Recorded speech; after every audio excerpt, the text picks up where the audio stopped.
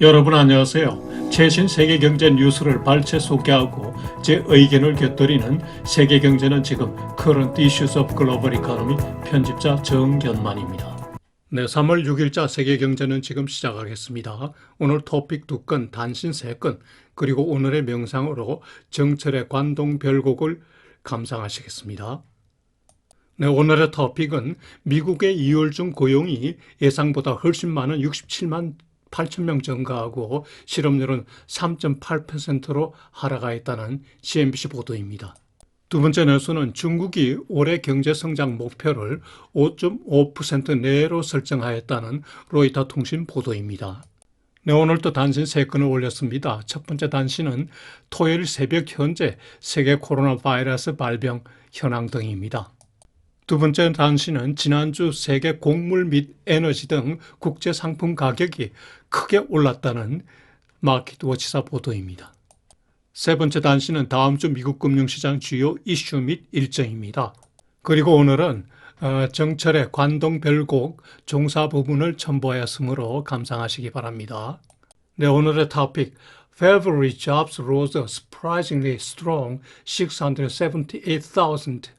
Unemployment edged lower while wages were flat. CNBC 뉴스 보시죠.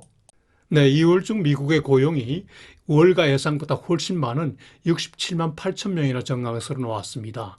이는 작년 7월 이래 최대 증가폭입니다.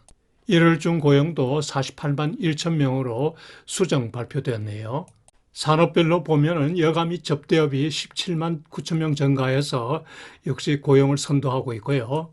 다음이 전문직 및 서비스 업종이 9만 5천 명, 건강보조업이 6만 4천 명, 건설 쪽에 6만 명, 운수창고가 4만 8천 명, 소매 3만 7천 명, 제조 3만 6천 명, 그리고 특이하게 금융이 3만 5천 명이나 증가했네요. 실업률도 3.8%까지 하락하였습니다. 월가 예상보다도 더 하락했습니다. 취업 포기자와 파트타이머를 실업에 포함시킨 실질 실업률도 7.2%로 나왔는데요. 전월보다는 조금 상승했지만은 전체적으로 좋은 지표입니다. 시간당 평균 임금은 19불 35전으로 전년 동월 대비 5.1% 상승하였는데요. 전월과 거의 같습니다. 그동안 많이 상승한 데다가 저임인 여가 및 접대업 취업 증가에 기인한다고 봐야죠. 경제활동 참가율도 62.3%로 전월보다 0.1%포인트 상승하였습니다. 취업 희망자가 늘고 있다는 좋은 현상이죠. 미국 고용시장은 오미크론의 급속 확산에도 그 호조를 지속하고 있습니다. 고용자 수가 코로나 바이러스 발병 이전 수준에 거의 접근했습니다. 최근 10개월 연속 월 40만 명 이상 고용이 진행되고 있죠. 향후 미국 고용시장 호조가 지속될 것으로 전망되는데요. 지정학적인 문제, 인플레이션 위협에도 불구하고 팬데믹에 의한 경제활동 제한은 완화되기 때문에 좋을 거라는 겁니다. 고용지표 호조에도 불구하고 시장 반응은 좋지 않았습니다. 러시아 우크라이나 사태가 악화되었기 때문이죠. 위험자산인 주식 가격은 하락하고 안전자산인 국채 가격은 상승하였습니다. 10년물 국채 수익률이 1.738%까지 내려갔네요. 고용지표 호조로 물가 상승 압력이 커졌기 때문에 패드의 정책 대응 부담이 커졌는데요. 우크라이나 사태에도 불구하고 일단 3월 15일, 16일 FOMC에서는 25bp 금리 인상이 예상되고 있습니다. 파월 연준 의장이 지난주 후반에 의회 청문회에서 이미 언급했죠. 패드는 연내 계속 금리를 인상할 것으로 전망되고 있습니다. 금리 인상에 더해서 연준은 보유 자산 축소 조치도 지금 예상되고 있는데요. 경제 동향을 고려하겠지만은 6월경부터 이렇게 축소 조치가 예상된다고 하네요. 네, 여기서 참고로 세계적인 금리 인상 러시아에 대해서 한번 살펴보죠. 오른쪽 표에서 보는 바와 같이 올해 1월과 2월에 금리 인상한 국가들이 많습니다. 금리 인상 요인은 첫째가 물가 상승 그리고 환율 상승입니다. 환율이 물가에 큰 영향을 미칠 뿐만 아니라 환율 그 자체가 대거래 면에서 큰 문제를 일으키기 때문에 환율이 오르면은 금리도 올리게 되죠. 최근 러시아에 대한 제재 강화로 환율이 크게 오르자 러시아는 금리를 거의 9.5에서 20%까지로 올렸습니다. 최근 US 달러 인덱스가 98.49까지 올랐습니다. 지난 주말. 연초 대비 2.93 올랐는데요. 퍼센테이지로 한 3% 되죠. 22개월 내 최고입니다. 유로 달러 그 환율이 1.1 이하로 내려간 것도 22개월 내에 처음입니다. 그런데 여기서 달러 인덱스는 세계 주요 6개국 통화를 대상으로 이제 바스켓으로 계산하기 때문에 여타국 통화들은 더 많이 하락하였죠. 오른쪽 편은 올해 금리를 인상한 국가들 명칭과 그리고 현재 금리 그리고 인상일을 나타냈는데요. 캐나다의 경우에는 지금 전쟁 중인데도 금리를 인상했네요. 3월 2일 날. 아래편은 아직 금리를 올리지 않은 국가들인데요. 유로 지역 그리고 미국, 중국, 인도, 일본, 터키 등입니다. 미국의 경우 16일 날 인상할 예정으로 되어 있고 유로 지역은 다음 주에 정책 회의가 있지만은 금리를 인상하지 않을 것으로 예상됩니다. 중국은 재작년 말에 벌써 긴축에 들어갔죠. 거의. 작년 말부터 경제 지표가 좀 나빠지자 금리를 오히려 조금씩 인하했습니다. 일본은 금리를 인상할 여건이 못 되고요. 터키는 물가가 54%나 오르고 있는데도 에르도안 대통령 때문에 금리 인상을 못하고 있죠. 개상한 대통령들이 경제를 많이 망치네요. 네, 오늘 두 번째 뉴스. China targets slower GDP growth of around 5.5% amid economic headwinds. 로이터 통신 보도 보시죠. 중국의 리크창 총리가 지난 토요일부터 개최되고 있는 전국 인민대표자 회의 전인대에서 올해 중국의 경제 성장 목표를 5.5% 내로 한다고 발표하였습니다.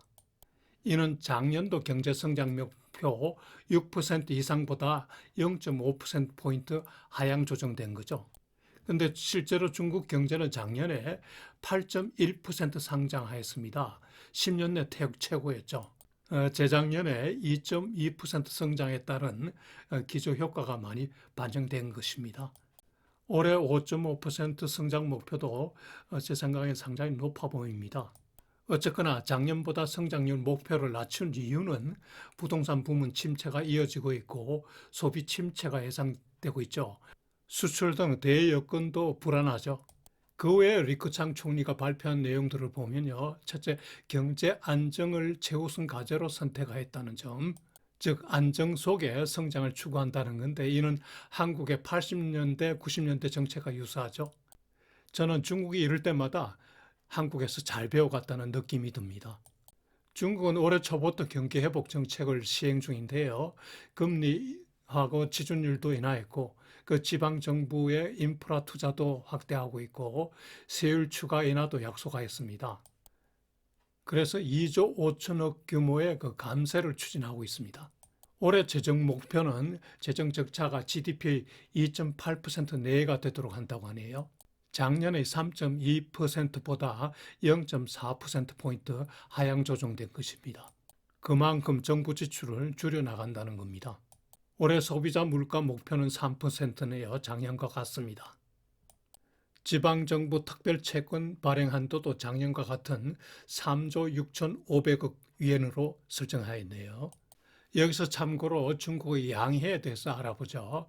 양해란 전국인민대표자회의 전인대와 인민정치협상회의 정협을 말합니다. 매년 3월 초에 개최되죠. 올해는 3월 4일 날 금요일 날 정협이 먼저 개최되고 3월 5일 토요일 오전에 전인대가 개최되었습니다. 앞으로 11일까지 계속 회의가 되는데요. 11일 오후에 전인대가 종료되면 끝나죠.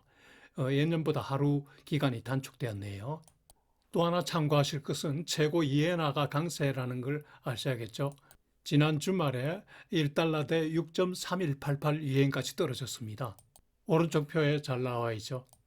유로 경제가 제대로 회복되지 못하고 남미 등 세계 주요 경제가 별로 좋지 않기 때문이죠. 네, 오늘 첫 번째 단신 한국 시간으로 토요일 새벽 현재 세계 코로나 바이러스 관련 현황입니다. 세계 확진자 누계는 4억 4,080만 8천 명으로 지난주 대비 2.4% 증가했습니다. 사망자 누계는 597만 8천 명으로 전주 대비 0.9% 증가했습니다.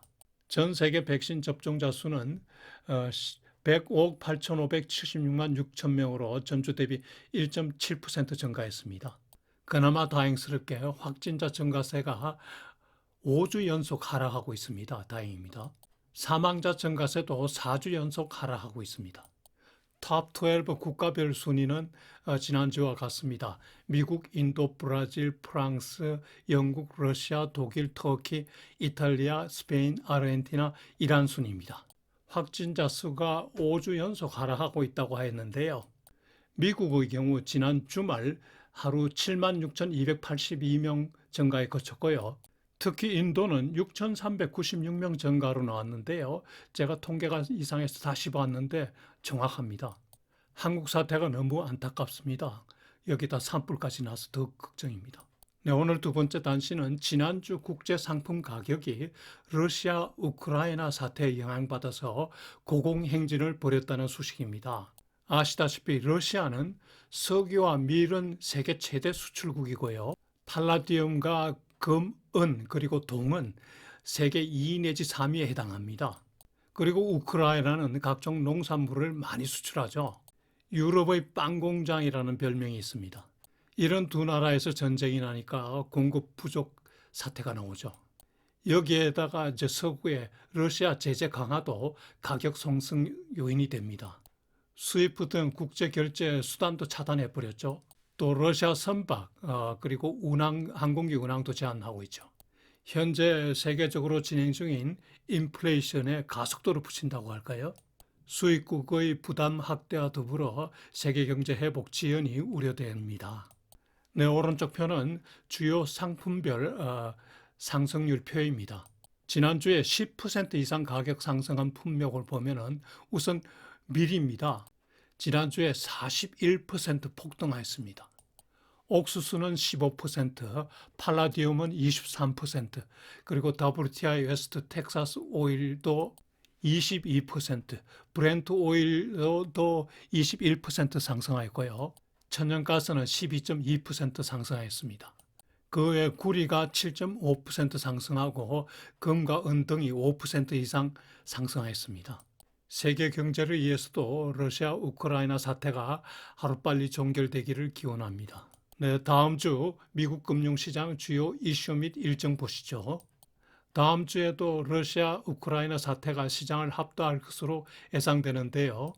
전쟁의 확대뿐만 아니라 석유 등 국제 상품 가격 공급 문제가 이제 부각되고요. 가격 급등이 야기되기 때문이죠.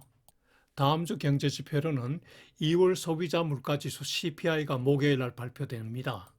2월 중 CPI는 전년 동기 대비 7.8%까지 상승할 것으로 전망되네요.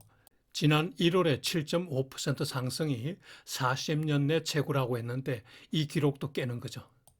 15, 16일 페드 미팅도 이제 관심이지만은 FOMC 멤버들은 회의 2주 전에는 통상 어디 나가서 발언을 하지 않는 quiet fear들을 갖기 때문에 기사는 나오지 않겠죠. 아무튼 다음 주도 변동성이 큰 장세가 전개될 것 같습니다. 네, 요일별 일정은 표를 참고하시기 바랍니다. 여러분 다음 한 주도 즐겁고 보람차게 지내시기 바랍니다.